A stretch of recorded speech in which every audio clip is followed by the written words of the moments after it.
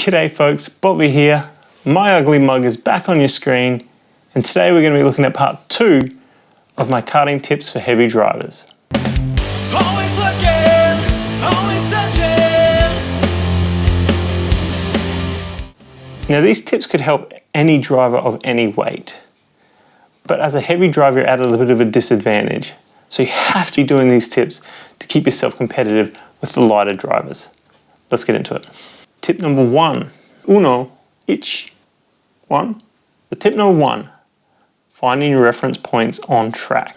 In my last video, I briefly mentioned that at the beginning of race 2, I wasn't looking for my reference points on track. Now that's mostly turn-in and apex points.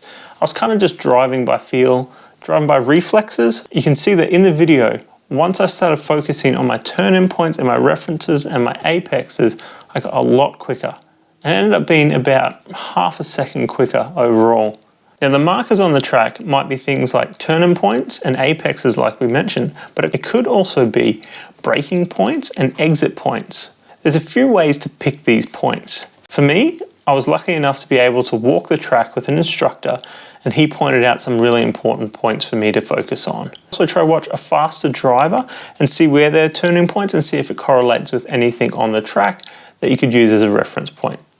Or you could film the laps and watch them back and see if on your fastest lap there's any specific points you could use as references. You want to try to use markers that aren't going to change. Riding on the track, a bump in the track, a join, something like that. If you're using cones or something, someone could easily move that cone. So you want to use something that's going to be concrete, going to be permanent.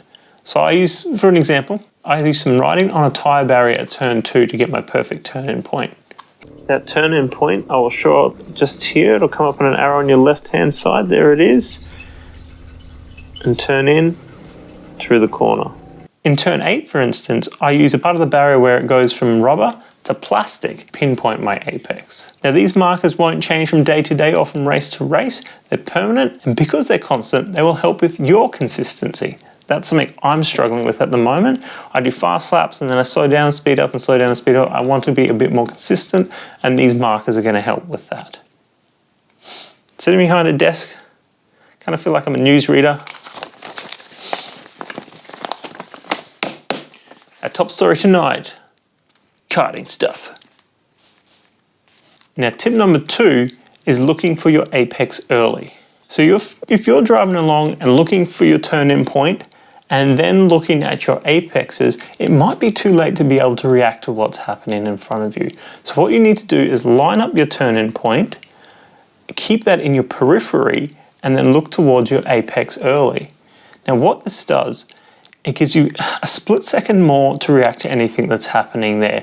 Maybe someone's coming up on your inside, or maybe there's a bump or someone in front of you, or maybe you're just a little bit off course. It gives you just that split second extra to react to what's happening and also give you a little bit more time to keep it all smooth and tidy. It also helps you not miss the apex because you've got a bit more time to aim for it.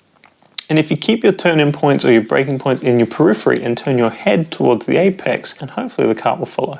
And to be honest, to go a little bit further, once your apex is in sight, you could probably start looking through the corner past the apex to where your exit point is, so you're ready for that too.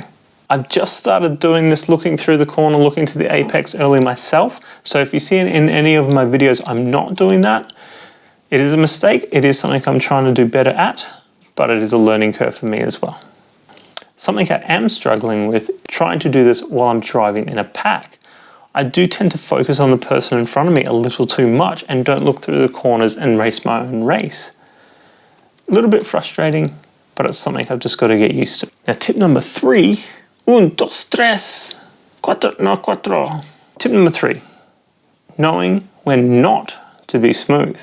Something that we've all heard and something that I've said myself is that in rental karting especially, you have to be super smooth to be fast. Sometimes as a heavy driver, to get your kart to turn quickly, you have to shock the kart a little bit. You need to be snappy, you need to be sharp. Here's why. A lot of karts are solid rear axle, which means both wheels are going to be turning at the same velocity at the same time. During a corner, karts are designed to twist a little bit so that the inside rear tire is lifted off the ground slightly so it can spin freely. Failure for this wheel to lift off and spin freely causes the cart to bind up and push forward like understeer. Heavy drivers are more likely for this bind to affect them, especially on corners where you're accelerating through the whole corner or there's no heavy braking periods to unload the rear of the cart. Due to this binding issue, if you're going into a corner where there isn't a heavy braking and you're accelerating through the corner, it can be advantageous to be a little bit sharper on the steering to get that rear wheel to unload. What you're trying to do is shock the cart into twisting a bit and lifting that inside rear wheel. Throwing your weight around a little bit, as suggested in my last video, can also help with this. There you go, folks. A pretty short video today. Just 3 more tips that can help with heavy drivers. I hope it's been helpful for you. If you like the content, please consider liking and subscribing. That's it for tonight. Have a great night. I think that went well.